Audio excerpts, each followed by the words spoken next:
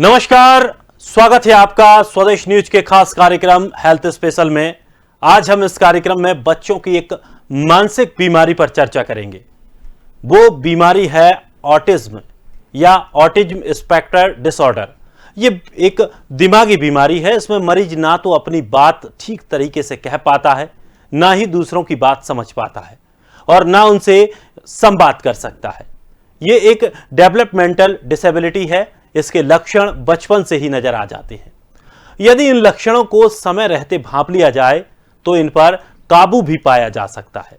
दरअसल सामान्य इंसान में दिमाग के अलग अलग हिस्से एक साथ काम करते हैं, लेकिन ऑटिज्म में ऐसा नहीं होता है और यही कारण है कि उनका बर्ताव असामान्य हो जाता है। यदि ठीक से उनको सहायता मिले, अगर सही से उन्हें काउंसलिंग मिलती है तो मरीज की काफी हद तक मदद की जा सकती है।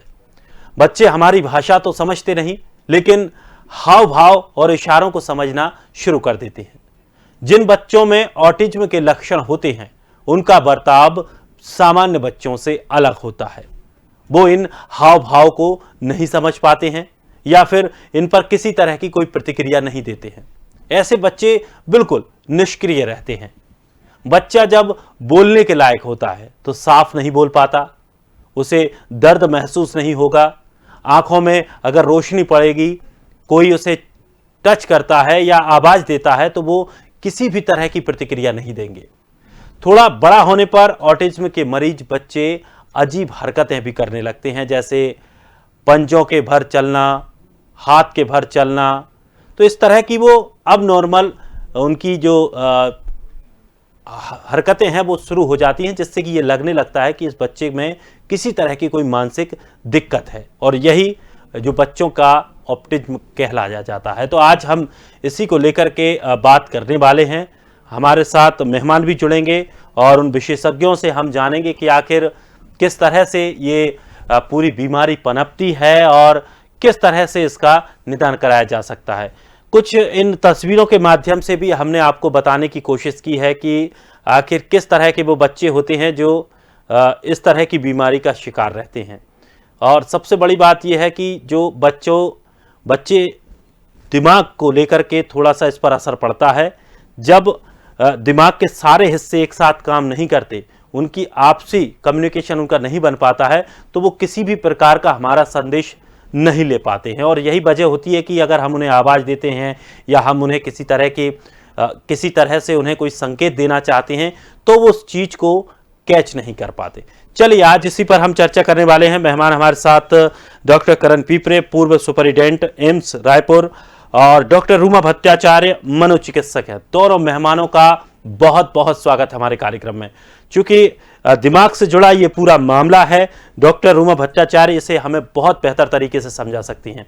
रूमा जी, ऑटिज्म को लेकर के आज हम बात कर रहे हैं। किस तरह की ये बीमारी होती है, कैसे इसके लक्षण पता चलते हैं कि ये बच्चा ऑटिज्म का शिकार है और किस तरह से उसका निदान किया जा सकता है?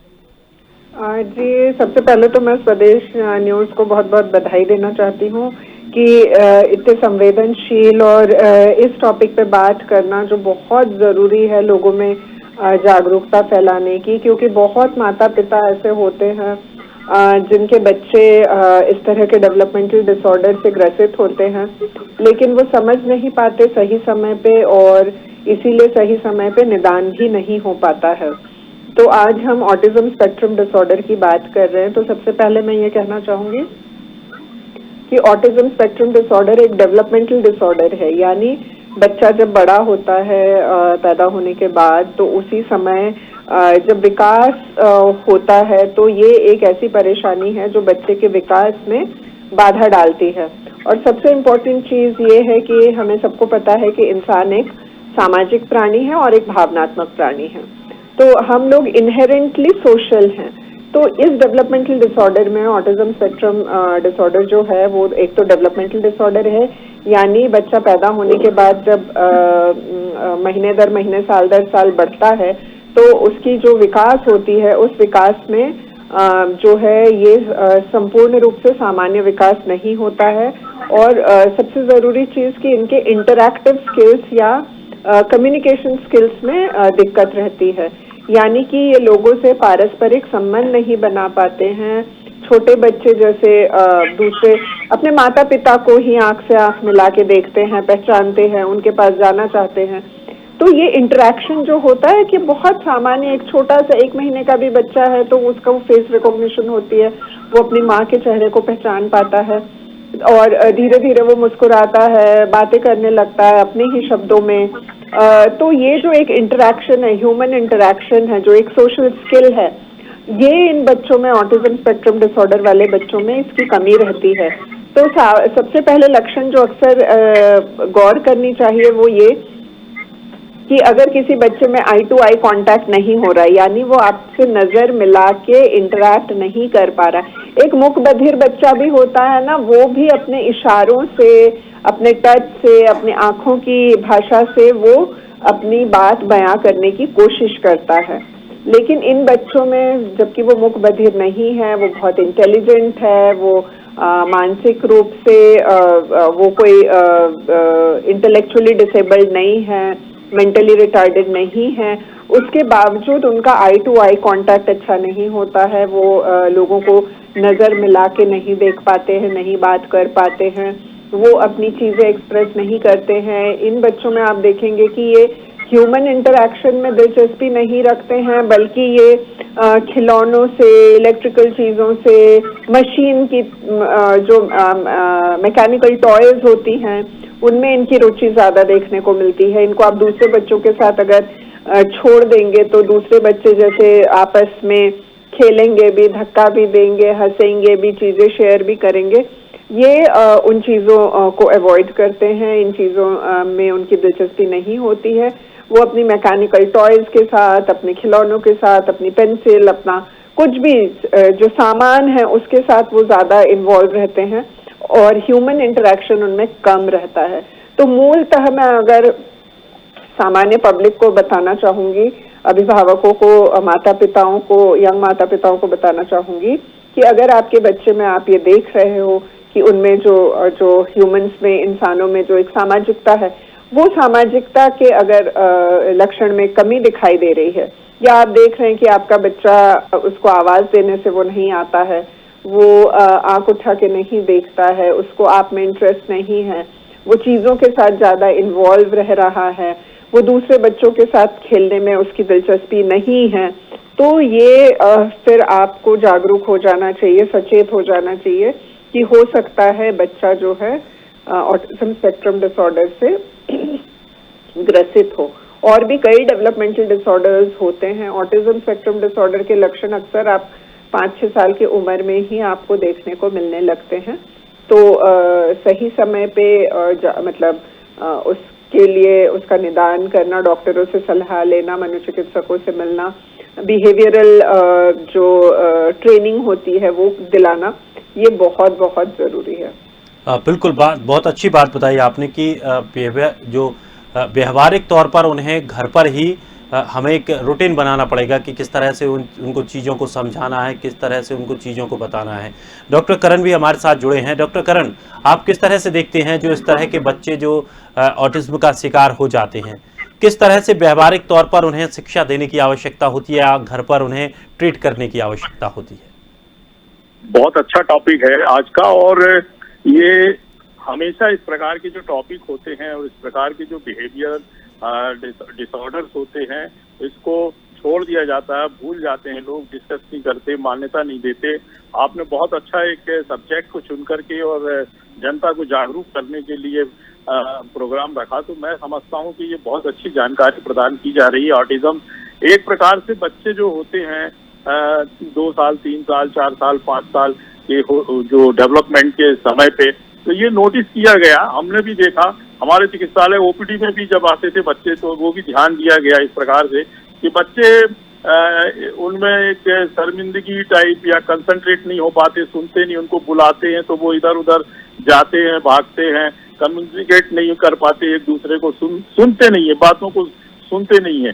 तो इस प्रकार से वो ब्रेन का डेवलपमेंट का पीरियड रहता है, दोनों लेफ्ट एंड राइट जो ब्रेन है एक साथ काम नहीं करते हैं, तो एक वो जो कंसंट्रेशन है जिसको बोलते हैं सावलीन रहते हैं, वो अपने आप में लीन रहते हैं।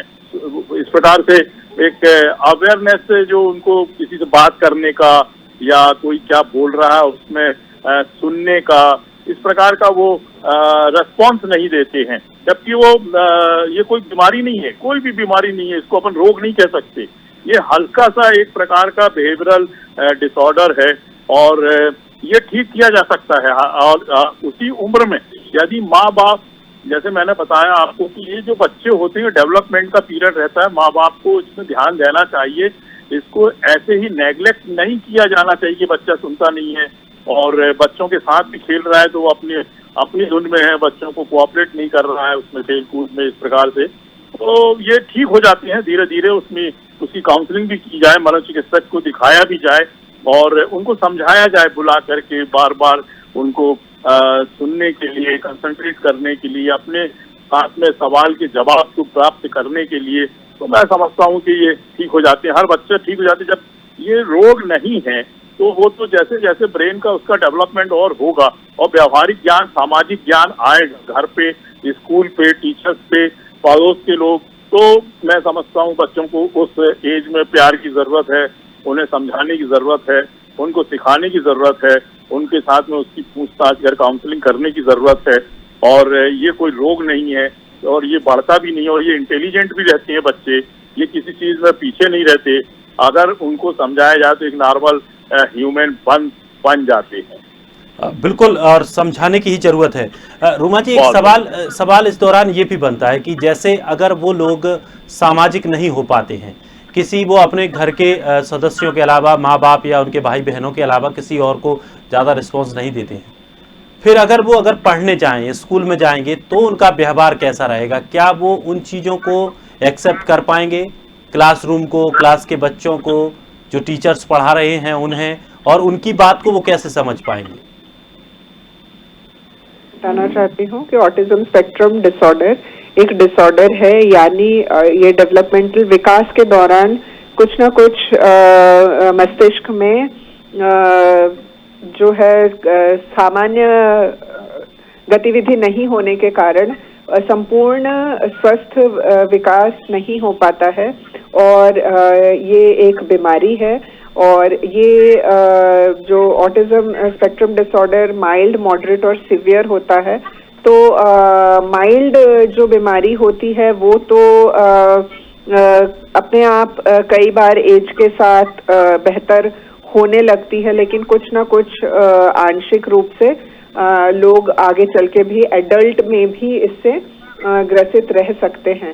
लेकिन जो मॉडरेट और सिवियर ऑटिस्टिक बच्चे होते हैं, यानी लक्षण उनमें माइल्ड से बढ़ के रहती है या बहुत ज़्यादा रहती है, वो अपने आप में नहीं ठीक हो पाते हैं without behavioural modification, training and without treatment ये नहीं ठीक होते हैं। तो मैं एक भ्रांति दूर करना चाहती हूँ कि ये एक बीमारी है, ये एक डिसऑर्डर है, ये सामान्य नहीं है, ये बिना इलाज के माइल्ड के अलावा बिना इलाज के ये ठीक नहीं होता है। और जैसे मैंने कहा कि इंसान सामाजिक प्राणी है, अगर इंसान सामाजिक नहीं हो पाता है तो वो एक सामान्य जिंदगी नहीं जी पाता है। आप पढ़े लिखे नहीं हो तो भी आप शारीरिक श्रम करके आप जिंदगी जी सकते हो, पैसे कमा सकते हो। आप अगर गरीब हो तो भी आप एक अपनी ही स्थिति में आप जीवन निर्वाह कर सकते हो।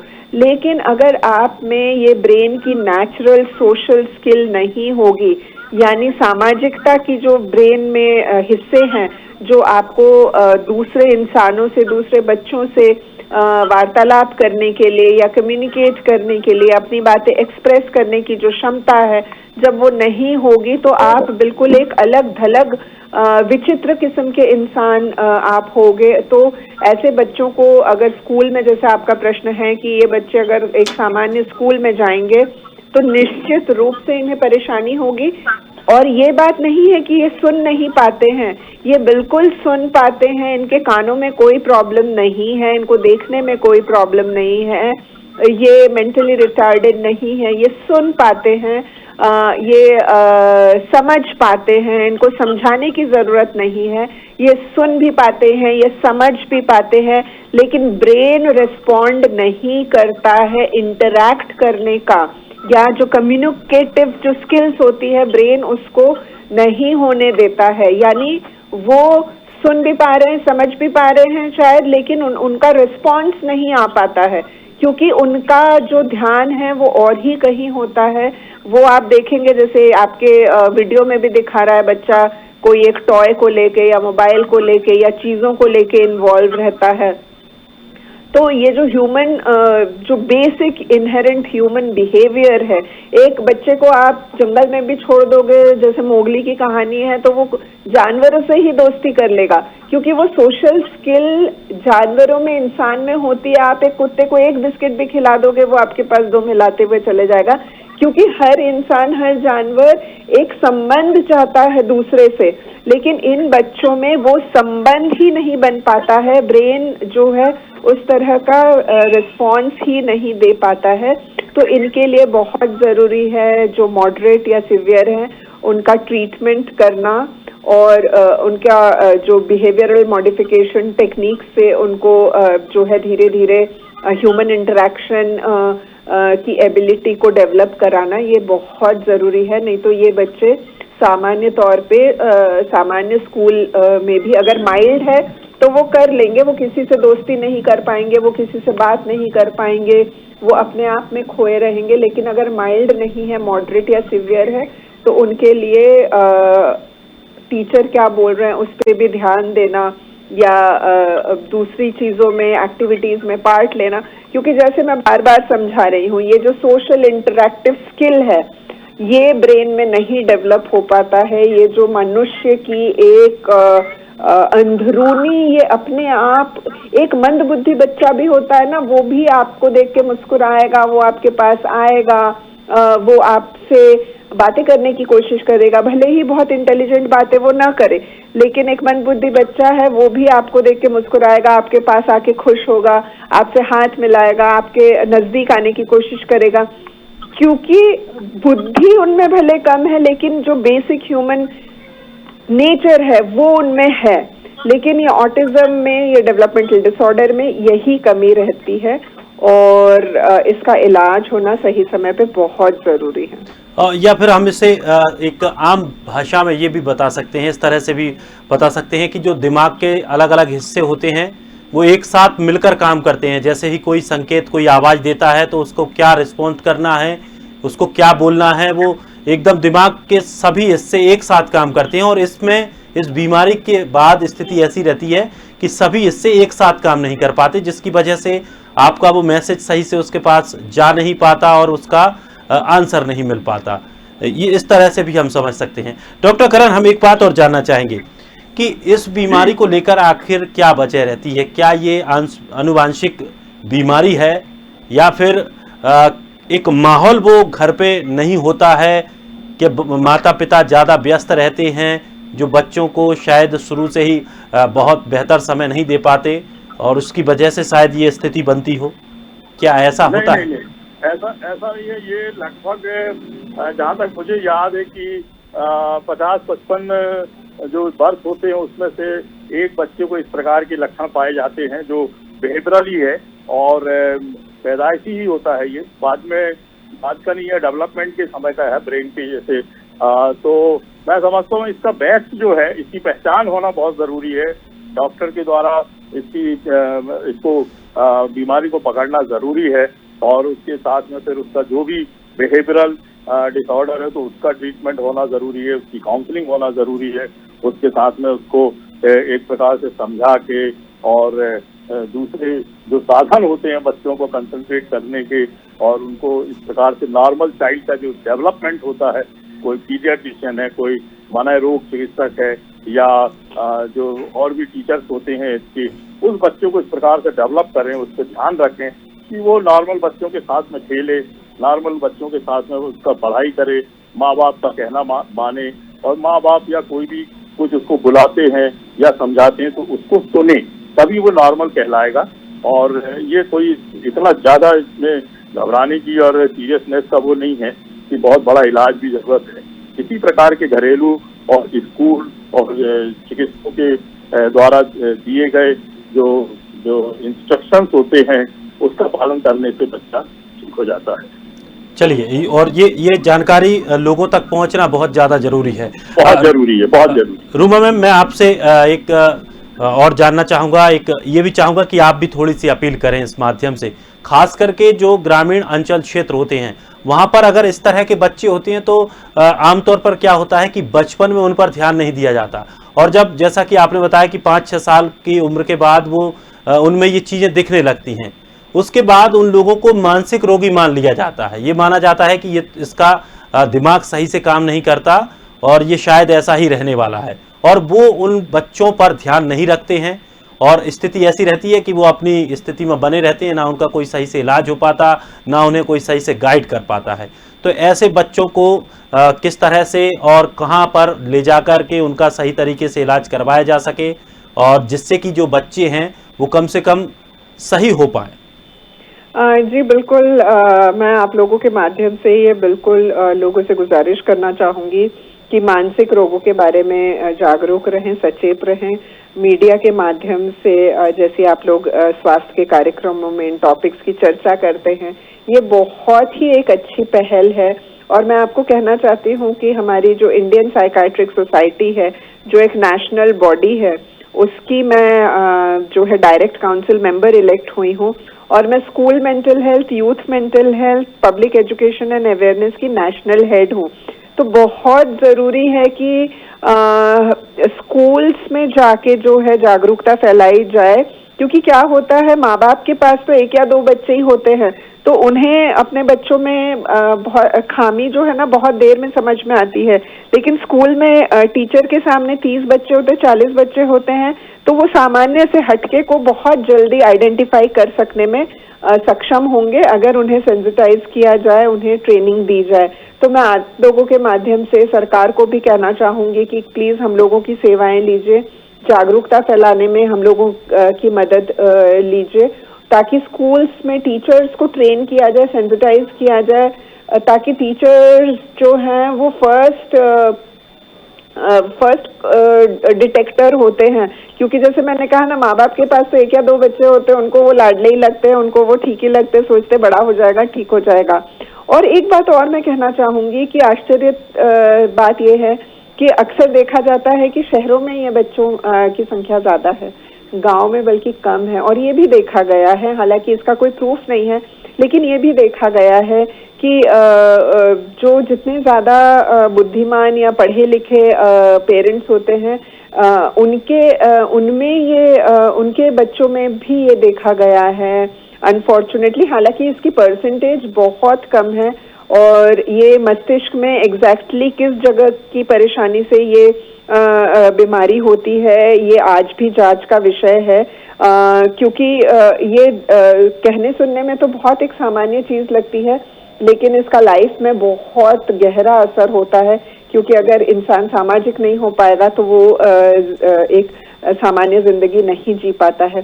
तो सबसे गुजारिश है कि मानसिक लक्षणों के बारे में सचेत रहिए। आप लोगों के स्वास्थ्य संबंधी कार्यक्रम को निश्चित रूप से, नियमित रूप से देखें, फॉलो करें, डॉक्टरों की सलाह लें।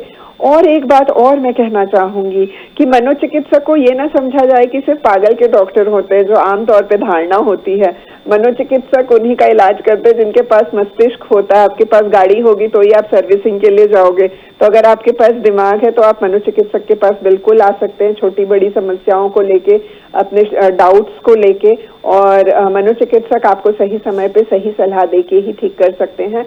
नहीं तो क्या होता है, कई बार माँ बाप छुटपन में शिशु रोग विशेषज्ञ या नॉर्मल फिजिशियन या अपने गायनोकोलॉजिस्ट के पास जाते हैं, लेकिन उनमें भी इसके बारे में संपूर्ण जानकारी नहीं होने के कारण वो सही सलाह कई बार नहीं दे पाते हैं, और उसमें विलंब हो जाता है। और इस तरह के बच्चों को बहुत कम उम्र में ही जो है बिहेवियरल मॉडिफिकेशन टेक्निक्स और साइकोथेरेपी और ट्रीटमेंट की आवश्यकता होती है, ताकि उनका आगे की जिंदगी वो सकुशल बिता सके, बिल्कुल बेहतर बना सामान्य सकें और समाज में एक सही सामान्य इंसान के तौर पर अपना जीवन भी व्यतीत कर सकें।